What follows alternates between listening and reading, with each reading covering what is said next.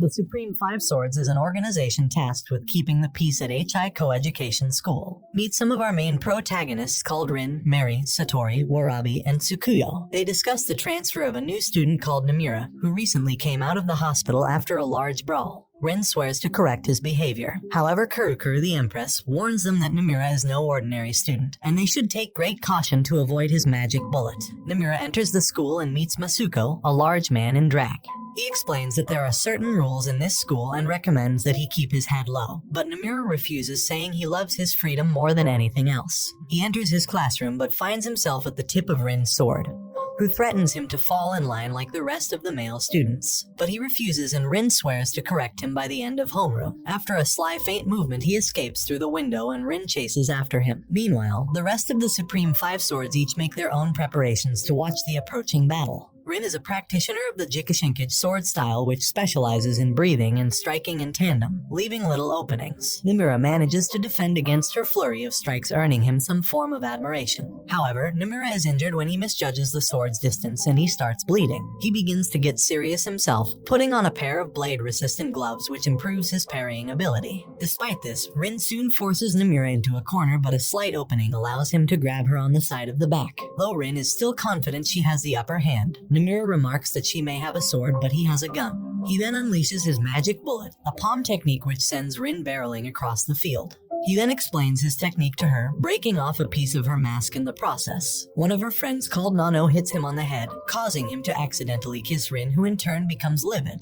Choka, who is a disciple of Mary, promises to take revenge on Nomura for humiliating Rin, who is now bedridden due to a fever. Nomura learns from Masuko that to leave the school, he must receive a permission slip from Rin and have it stamped by the other members of the Supreme Swords, a daunting task. With the help of a smuggler from the dorm, he acquires a box of cakes which he brings with him to class. Once there, he asks Kurosaki and Yui regarding Rin's whereabouts, and they inform him that she is in her dorm. So with Masuko's directions, he goes and visits Rin. Rin takes her temperature and stresses out over yesterday's events. She is especially irritated that Nomura broke away from the kiss first despite it being her first. She senses someone's presence and readies her sword, but Nomura appears behind her. He gives her a box of cakes and flatters her by calling her cute, saying that he was lucky to kiss her. He asks her for a permission slip and she obliges. He thanks her and jokes that he should repay her in kisses, which causes her fever to spike and she collapses. As he catches her, he accidentally rips her pajamas just as Nano enters the room, causing a huge misunderstanding.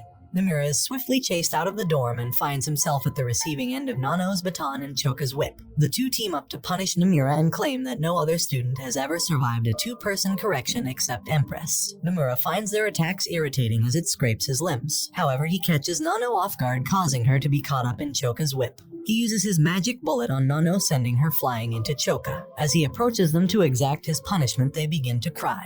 Learning of her beloved Choka's defeat, Mary swears to exact revenge on Nomura. The following day, Nomura enters class to see Rin threaten him with a sword and says that from now on he will be under her strict supervision. While reading a manga, Masuko warns Nomura that he has now earned the ire of Mary, but he doesn't seem to worry. The next day, Rin begins her supervision of Nomura, who is exasperated at being watched so closely. Mary appears, seeking retribution for Choka, but Nomura comes to his defense, stating that the horrible rumors surrounding him are just that, rumors. She sends Nomura on his way while she has a chat with Mary while Choka chases after him. Choka attacks him with her whip, but he manages to catch it. She then faints upon seeing Nomura's pants are down. While he hastily fixes himself, he sees a familiar face, Amu, the one who cut him down during a brawl. He tries to chase after her, but Mary catches him. Amu recalls that she once tried to recruit Nomura as a subordinate, but is incensed that he refused. She wonders why she continues to spare him, but she shakes off her self-doubt and swears to kill him the next time they meet.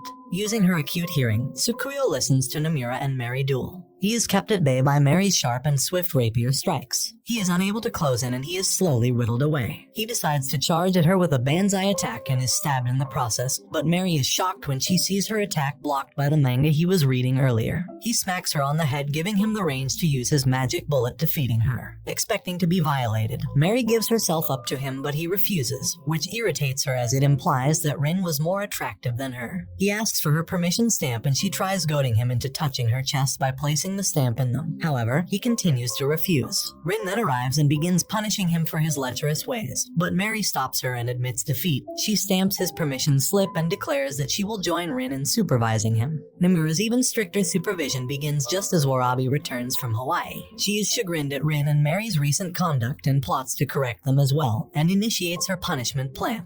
The next day, Nomura is shocked to see Masuko crucified on a flagpole. Suddenly, Warabi announces a sports death Olympics. She challenges Nomura to overcome her several trials, and in exchange, she'll release Masuko and stamp his permission slip. When Rin and Mary question her actions, Warabi summons her three musketeers, Tsunami, Kinu, and Nico, who inform that they must take part as well. The first game is announced as a sumo competition when suddenly, Nano and Choka suddenly arrive to oppose Warabi. However, they are easily dispatched by the three musketeers and raging Rin and Mary. When they see Nomura talented at putting on the sumo loincloth, a mawashi, they have him put it on them, but they were not prepared for the humiliation and embarrassment they would go through.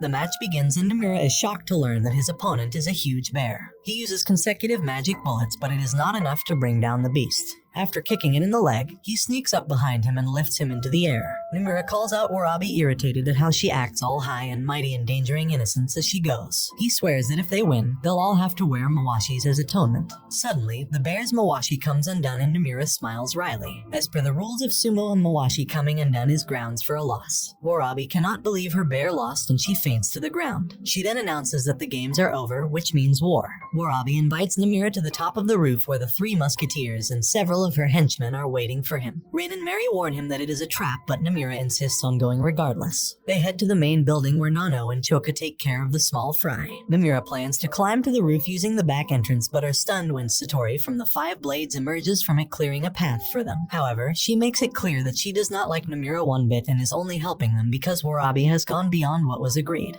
The three climb to the top of the roof and confront Warabi, where Nomura reaffirms that she will wear a mawashi when she loses. Mary protects their flank from the encroaching three musketeers. Nomura faces Warabi's boxing bear and Rin faces Warabi herself.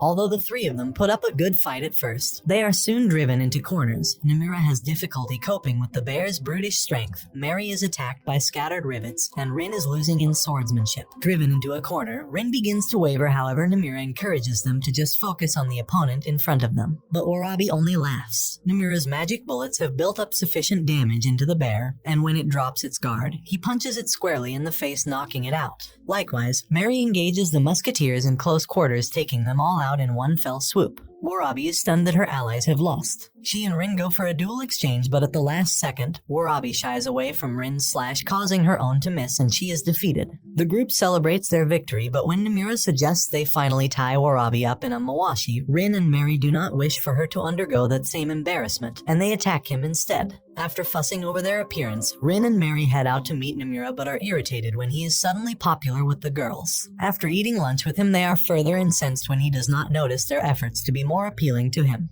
Over dinner, the two girls try to plan how to rein him in, which is enough to send chills up his spine. That night, someone enters his room. The next day, they are surprised when Nomura noticed their fashion changes after all, flustering them both. During their routine inspection, they are angered when they find an image of Satori and Nomura in the nude. They start chasing him across the school grounds, while Nomura scrambles to comprehend what is happening. He collides into Warabi and her bear, and they allow him to hide. When she learns of his predicament, she is amused and asks him what his plan is. Nomura decides to find evidence that the picture was not consensual. Nomura intentionally gets caught allowing himself to be brutally interrogated by Rin and Mary. However, they stop when they see a horrific scar on his back. Warabi enters his cell and helps him up, revealing that she agreed to cooperate with his plan. The two sneak into Satori's dorm room to find the unaltered photo, but Warabi remarks that it could have been given to someone else, like the three masked girls under Satori's employ. They decide to investigate the showers next, narrowly avoiding traps and being caught by the dorm residents who are distracted by the sight of a bear cub. They search the showers and find that Satori's sword is missing.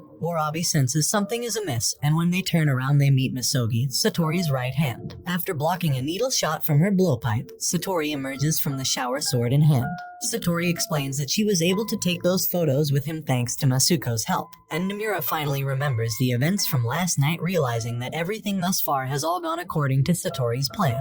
Meanwhile, both Mary and Rin fuss over Nomura while drinking non-alcoholic beverages, and question if their decision to trust him in the first place was correct. Nomura goes and fights the still-naked Satori, while Warabi takes on Misogi. However, the poison from earlier begins taking its toll and her vision becomes hazy. Satori's swordplay confuses Nomura, and after guessing her sword style incorrectly, she suddenly uses styles from several different schools, catching him off guard. He calls her a monster, and she remarks that her parents say the same thing about her. Nomura realizes that her sword style is Keishi, which borrows sword techniques from various schools, and he is right on the money. This does not mean he is out of the woods yet, as just knowing her style does not mean he is equipped to cope with it. Warabi is similarly having difficulty fighting due to the poison in her veins, and all seems lost. Nomura lures Satori back into the shower room, where he suddenly strips naked. His gambit works. Satori is too distracted by his nakedness that her swordplay becomes sloppy, allowing Nomura to gain the upper hand. Likewise, Warabi gets the better of Misogi by performing a judo throw. When she walks over to unmask her, she is shocked. Satori threatens to destroy the claimed photo evidence, but he slaps her instead, reasoning that if he is to be expelled, then he should do so on his own terms. When she asks him why he is so mad, he explains that it was because she made Rin cry, an answer that stuns her. He remarks that Satori is no monster at all and commends her final attack on him, leaving her shy and bashful. Nomura awakens in the infirmary with Satori watching over him. Hours earlier, Satori hides him underwater as Tsukuyo arrives alongside the dorm mother to investigate the commotion. Although Tsukuyo can sense another person in the bath, Satori denies it. After Nomura emerges from the bath, he collapses from a combination of his battle with Satori.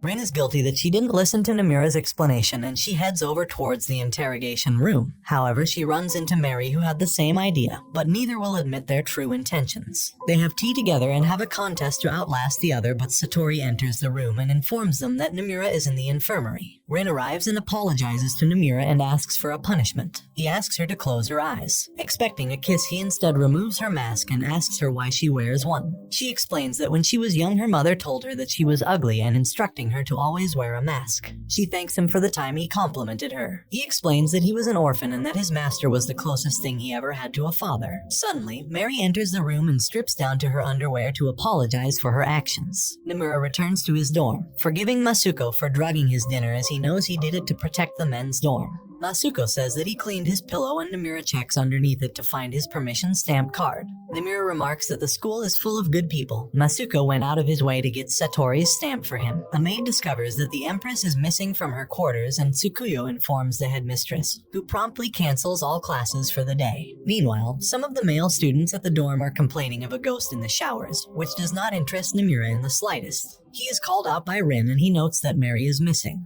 Rin explains that she tied up in the girls' dorm as several things have gone missing, including Warabi's bear cub. The two run into Mary, who asks for her help in finding Choka's wig. Satori is approached by a girl who calls her Satori, and she mysteriously replies with, "That's right, I'm Satori now." After clearing up a misunderstanding between Mary and Warabi, Nomura realizes where both the bear cub and wig are. He returns to the men's showers and finds the bear wearing the wig. They return the badly damaged wig to Choka, who is revealed to have extremely short hair in comparison. Rin and Nomura then learn that classes have been cancelled on account of the disappearance of Amu, the Empress. On a rooftop, it is revealed that Satori is actually Misogi, and vice versa. For some unknown reason, the two have switched places.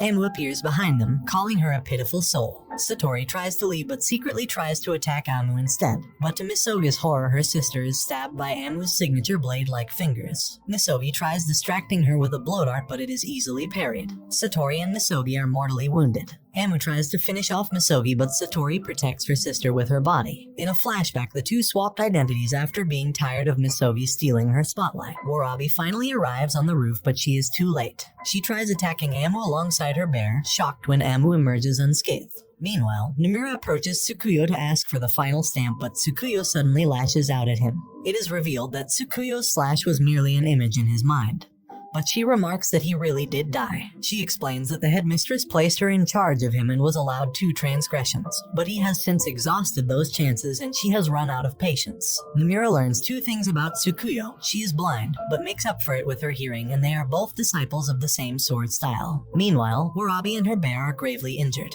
Despite the intervention of Warabi's musketeers, they are still no match for Amu. Tsukuyo remarks that Nomura has made fast friends with the rest of the 5 blades, but before she can finish, she hears him leave. Tsukuyo is indignant at him leaving, revealing that she just wanted friends all along. Warabi begs Amu to spare her friends, but she ignores her cries for mercy, slicing apart her eyes, blinding her, as her friends look on in horror. Nomura finally arrives at the roof, but he is too late. Amu has left, and in her wake, absolute annihilation. The headmistress appears behind him and says to leave first aid to her, while she instructs him to deal with the bloodbath that is about to occur below. Mary and Rin attempt a simultaneous attack against Amu, but they are effortlessly kicked away. Amu says that through strenuous training, her whole body is a lethal blade, a form of karate called Takemikazuchi, the sword god. Tsukuyo intervenes and is galvanized after Nano confirms that she is her friend. Tsukuyo's sword style manages to damage Amu, to everyone's surprise, but they note that Tsukuyo also took damage. Amu remarks that her blade is a child's toy and crushes the broken tip with her bare hands. As Amu goes in for the killing blow, Nomura finally appears, pushing her out of harm's way. Years prior, Amu and Nomura were originally good friends. However, after an incident involving Amu injuring a fellow student, they became enemies. In the present, Nomura tries to attack Amu, and although he is wounded, a manga in his pocket protects him. Tsukuyo interrupts him and asks if they are friends, to which he replies, asking someone to be your friend isn't right. You naturally become friends together without even noticing it. Nomura doubts if his magic bullet will have any effect on Amu's steel body, but the 5 swords encourage him that it will, and that his victory over each of them is proof of that fact. Startlingly, Nomura takes on a sword stance, which Tsukuyo notes is the fastest stance available to him. Nomura attacks, but it is parried by Amu's roundhouse block and he is soon forced back. He bumps into Tsukuyo, and he initially thinks he is about to be attacked by her, but instead she scolds him for his half-hearted attacks. She whispers something into his ear, reminding him that Amu has already shown an opening, and his resolve is renewed. He reminisces about his experiences at his school, and having learned from everything he's been through, he prepares for the final clash. Until now, Amu still wishes to be with Nomura, whom she views as someone who had brought color into her life. She wonders if it is not too late to still be friends with him, but she laments that the time for that has passed. If she can't have him, then she must kill him. Using Tsukuyo's advice, Nomura attacks Amu head-on but strips his shirt off at the last second, as Tsukuyo noted that Amu slightly holds back her strikes on bare skin. Nomura takes the hit and returns fire, finally landing a magic bullet square in her chest. Miraculously, Amu stands up, an unprecedented feat. The two continue their brutal slugfest, with neither bothering to guard. Amu lands a fierce uppercut that sends him reeling, but he regains his footing after hearing Rin's encouragement. He fires back with a magic bullet, but her auto counter damages him right back.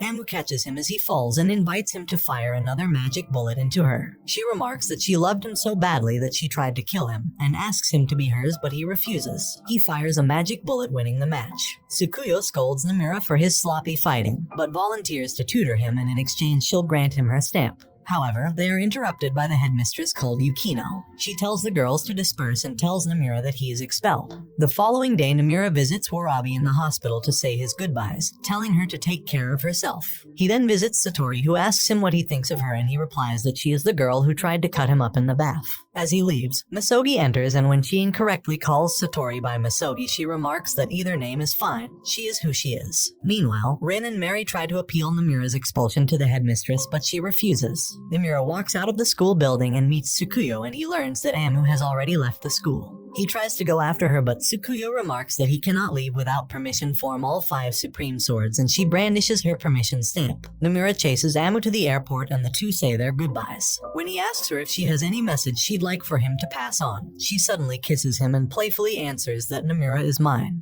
He returns to the academy, where he sees Rin and Mary. They explain to him that his expulsion was rolled back by the headmistress, who instructed them to keep a closer eye on him. Rin draws her sword and asks Nomura the same question when they first met. Does he want to coexist with them, or leave the school, to which he replies with the same answer, no way. Nomura approaches HI Academy with all his friends gathered to welcome him back. As he steps through the gates, he exclaims, I'm back. And this brings the anime to an end. Don't forget to like and subscribe if you enjoyed, and turn on the notification bell so you never miss out on another video. Until next time, take care.